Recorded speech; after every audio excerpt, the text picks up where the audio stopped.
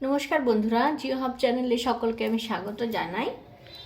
আমি কালকেই বলেছিলাম যে আমাদের মেঘের ক্লাসিফিকেশন বা মেঘের যে শ্রেণীবিভাগটা চলছে আরও গভীরে আমি বর্ণনা করব। তো কালকের ভিডিওতে আমি মেঘের যে জেনারেল শ্রেণীবিভাগ সেটা করেছিলাম, যে 3 ধরনের মেঘ দেখতে পাওয়া যায়: উঁচু আকাশের মেঘ, মধ্যম আকাশের মেঘ এবং নিম্ন আকাশের মেঘ, এবং তাদের বৈশিষ্ট্য এবং কোন কোন মেঘকে কোন আকাশে অবস্থিত হতে দেখতে পাওয়া যায় সেগুলো নিয়ে আলোচনা করেছি। সেগুলোর মধ্যে আমি আবার বলেছিলাম যে ধরো উঁচু আকাশের মেঘ, তার ভিতরের বর্ণনাগুলো আজকে আমরা করতে চলেছি। তো তোমাদেরকে আগেই বলে রাখি, যদি কেউ রিলেট করতে চাও তার জন্য কিন্তু আগে তাকে ওল্ড ভিডিওটা দেখতে হবে, কারণ মেঘের শ্রেণীবিভাগটা যদি তুমি দেখো তবেই কিন্তু তার মধ্যে উঁচু আকাশের মেঘের আবার শ্রেণীবিভাগটা তোমার বুঝতে যথেষ্ট সুবিধা হবে। আর দেখো, আশা করি পুরোটাই তোমাদের খুবই ভালো লাগবে, খুবই ইন্টারেস্টিং। একটা ছকের মাধ্যমে সুন্দর করে তুলে ধরেছি কোনো জিনিস যাতে মাইন্ডে ঝট করে সেট আপ হয়ে যায়। তো দেখো, উঁচু আকাশের মেঘ, যে 3 ধরনের উঁচু আকাশের মেঘের কথা কালকে আমি বলেছিলাম: সিরাস, সিরোকিউমুলাস, সিডোস্ট্যাট্রাস। 3 ধরনের যে মেঘ রয়েছে তার মধ্যে যে সিরাস মেঘটা রয়েছে, সেই সিরাস মেঘ দেখতে কেমন হয় আমরা আগেই আমি শর্ট ট্রিক্স তোমাদেরকে বলে দিয়েছি, সেটা একটু মনে করো। সির কথার অর্থ হলো মাথার মনে উপরে, শরীরের উপরে অংশে থেকে থাকে, ঠিক সেই রকমই উঁচু আকাশের মেঘ মানে সিরো কথাটা কিন্তু যুক্ত থাকবে। দেখো, সিরাস নামটার সাথেই পরিচয় পাওয়া যাচ্ছে। তবে সিরাজ মেঘ দেখতে কেমন হয়? হালকা পালকের মতো, হালকা পালক যেমন দেখতে হয়, পেঁচা তুলোর মতো হতে পারে বা আঁশের মতো দেখতে হতে পারে। আমরা বললাম আকাশটা কি সুন্দর পেঁচা তুলোর মতো হয়ে গেছে, মেঘগুলো কি সুন্দর লাগছে, ঠিক সেই মেঘটা কিন্তু সিরাস মেঘ। আর এই সিরাজ মেঘ কিন্তু অতি ক্ষুদ্র তুষারকণা দিয়ে গঠিত হয়। আর দেখো, এর যে রংটা সাদা আর এর যে ক্লিয়ারিটি বা স্বচ্ছতা, একদম প্রকৃতপক্ষে এটা স্বচ্ছ। তাই এই যে সিরাজ মেঘ স্বচ্ছ হয়, তার জন্য কিন্তু সিরাজ মেঘের মধ্য দিয়ে দেখা যায় সূর্য এবং চন্দ্র দুটোকে দেখতে পাওয়া যায়। আর এই জন্যই একে অশ্বিনী পুচ্ছ বলে। এটা খুবই গুরুত্বপূর্ণ, এই জন্য আমি আন্ডারলাইন করে দিলাম। এই অশ্বিনী পুচ্ছ বলার কারণ কি? মেরিয়েস টেলস বলা হয়, যেটাকে মেরিস টেল বলা হয়, অশ্বিনী পুচ্ছ এর সাদা এবং স্বচ্ছতার জন্য। সূর্য চন্দ্র যের মধ্যে দেখতে পাওয়া যাচ্ছে, এর ফাঁক দিয়ে দেখতে পাওয়া যাচ্ছে, তার জন্য একে বলা হয় অশ্বিনী পুচ্ছ। এই মেঘ কিন্তু পরিষ্কার আবহাওয়াকে সূচিত করে। আর এর সংকেত দেখো, CI শর্ট ফর্মে অনেকবার কিন্তু দিয়ে দেয়, তো শর্ট ফর্মগুলো তোমরা কিন্তু মনে রেখো। আর এই মেঘকে মাদার অফ পার্লস ক্লাউড বলা হয়। পার্লস মানে আমরা জানি সাথে সাথে যে মুক্তগুলো হয়, ঠিক এই রকমই এই মেঘটা দেখতে বলে একে বলা হয় মাদার অফ পার্লস ক্লাউড। আশা করি সিরাজটা আমি তোমাদেরকে বোঝাতে পারলাম। এবার দেখো, নেক্সট আসি সিরোকিউমুলাস যে মেঘ রয়েছে, এর অপর নাম অলোক স্তূপ মেঘ। আরও একটা কথা তোমাদেরকে বলতে ভুলে গেলাম, এই সিরাজ মেঘের কিন্তু অন্য নাম অলোক মেঘ। এটা হলো অলোক মেঘ আর এটা হলো অলোক স্তূপ মেঘ। দেখো, এটা দেখতে কিন্তু গোলাকার ছোট ছোট ঢেউয়ের মতো, লাইক দ্যাট, ঠিক এরকম ছোট ছোট গোলাকার ঢেউয়ের মতো দেখতে হয়, কিন্তু এর রং সাদা হয়ে থাকে।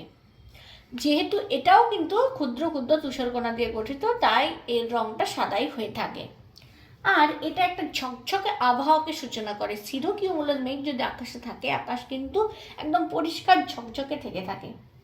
যেটা এই মেঘের গুরুত্বপূর্ণ এবং ইম্পর্টেন্ট বৈশিষ্ট্য, যেটাকে আমি তোমাদেরকে বলবো স্টার মার্কস নিয়ে নেওয়ার জন্য, সেটা হলো এই মেঘে ঘেরা আকাশকে বলা হয় ম্যাকারেল স্কাই বা ম্যাকারেল আকাশ। এবারে এই ম্যাকারেল কি? ম্যাকারেল হচ্ছে একটা কিন্তু সামুদ্রিক মাছ, আর এই সামুদ্রিক মাছের গায়ে গোলাকার গুচ্ছের ন্যায় দাগ কাটা থাকে, এরকম গোলাকার গুচ্ছের ন্যায় দাগ কাটা থাকে। আর সেটাকে বলা হয়, সেটাকে কিন্তু মেঘের সাথে তুলনা করা যায়। মানে এই সিরোকিউমুলাস মেঘটা দেখতে ওই ম্যাকারেল মাছের পিঠে যে গোলাকার দাগগুলো থাকে, ঠিক সেই রকমই। তাই সিরোকিউমুলাস মেঘে যখন আকাশটা ঘেরা থাকে তখন তাকে বলা হয় ম্যাকারেল স্কাই। ভীষণ ভীষণ ভীষণ গুরুত্বপূর্ণ, যেটাকে বলা হয় ভেরি ভেরি ভেরি ইম্পর্টেন্ট। সিরোকিউমুলাস মেঘকে বলা হয় কি? বলা হয় ম্যাকারেল স্কাই। এই আকাশের সাথে ম্যাকারেল স্কাই এর সাথে কোন মেঘ যুক্ত থাকে না? সিরোকিউমুলাস। উত্তরে তোমাদেরকে বলতে হবে। আর এর সংকেত কি? CICU। দেখো সুন্দর। সিরাসেও কিন্তু একটা গুরুত্বপূর্ণ বৈশিষ্ট্য পেয়েছি, সেটা কি মেরিস্টেল, অশ্বিনী পুচ্ছ। সিরোকিউমুলাসেও গুরুত্বপূর্ণ বৈশিষ্ট্য পেলাম, ম্যাকারেল স্কাই। এবার সব থেকে শেষে যার কথায় আসবো সেটা হচ্ছে অলোক স্তর মেঘ বা সিরোস্ট্যাট্রাস মেঘ। সিরোস্ট্যাট্রাস অলোক মেঘ, অলোক স্তূপ মেঘ, অলোক স্তর মেঘ। দেখো এটা দেখতে কেমন হয়, পাতলা ফিনফিনে যে চাদরগুলো হয় না, পাতলা ফিনফিনে চাদরের মতো দেখতে হয়। আর এটাকে, এই আকাশটা দেখতে থাকে সাদা দুধের ন্যায়, মানে এত দুধ যেমন সাদা, আকাশটাও দেখতে ঠিক সেই রকমই সাদা হয় যদি সিরোস্ট্যাট্রাস মেঘ থেকে থাকে। এই বিশেষ বৈশিষ্ট্য দেখো, এই মেঘের মধ্যে সূর্যের আলো কিন্তু ঝিরঝির করে আসতে থাকে। অনেক সময় কি হয়, এই মেঘে সূর্য আর চাঁদের পারপাসে, মানে এই মেঘটা কি হয়, ধরো সূর্য রয়েছে এখানে, এই সূর্যের পাশে এই মেঘ যখন জমে যায় একটা বলয়ের অবস্থান লক্ষ্য করা যায়, বলয় আকারে অবস্থান লক্ষ্য করা যায়। আমরা বলি না যে চাঁদে শোভা দিয়েছে, সূর্যেতে শোভা দিয়েছে, সেই শোভা দেওয়া জিনিসটা কিন্তু সিরোস্ট্যাট্রাসের সাথে যুক্ত রয়েছে। এছাড়াও এর সংকেত দেখো CIST, এবং সবথেকে গুরুত্বপূর্ণ এর বৈশিষ্ট্য হচ্ছে বরফ কণাতে আলোর যে প্রতিসরণ ঘটে, সেই জন্য সিরোস্ট্যাট্রাস মেঘে কিন্তু রামধনু লক্ষ্য করা যায়। Very very important, star mark নিয়ে তোমরা নোট করে নাও। রামধনু কোন মেঘে দেখতে পাওয়া যায়, তখন বলতে হবে সিরোস্ট্যাট্রাস মেঘে রামধনু লক্ষ্য করা যায়। তবে এই মেঘ কিন্তু ঝড়ের পূর্বাভাস দেয়, ঝড় যে আসতে চলেছে সেটা কিন্তু এই মেঘ সূচিত করে দেয়, ঝড়ের বৈশিষ্ট্য পরিলক্ষিত হয়। তাহলে একই পেজের মধ্যে তোমাদেরকে 3টে পার্টে আমি গুরুত্বপূর্ণ যে বৈশিষ্ট্যগুলি রয়েছে সেগুলো সুন্দর করে তুলে ধরার চেষ্টা করলাম। আশা করি তোমাদের ভালো লাগবে। ভালো লাগলে তোমরা কিন্তু অবশ্যই লাইক শেয়ার করে দিও, যাতে সবার কাছে আমার এই ছোটো ছোটো ভিডিওগুলো পৌঁছে যেতে পারে। সুন্দর পাতি বাংলা ভাষায় বুঝিয়ে দেখানোর চেষ্টা করেছি তোমাদেরকে। আর তোমাদের যদি কেউ ফ্রেন্ড সার্কেলে আরও থেকে থাকে তাদের সাথে এটা অবশ্যই শেয়ার করো। আমি বারবার অনুরোধ করছি, যত বেশি শেয়ার করবে ভিডিও বা তথ্য তত ছড়িয়ে পড়বে সবার মধ্যে।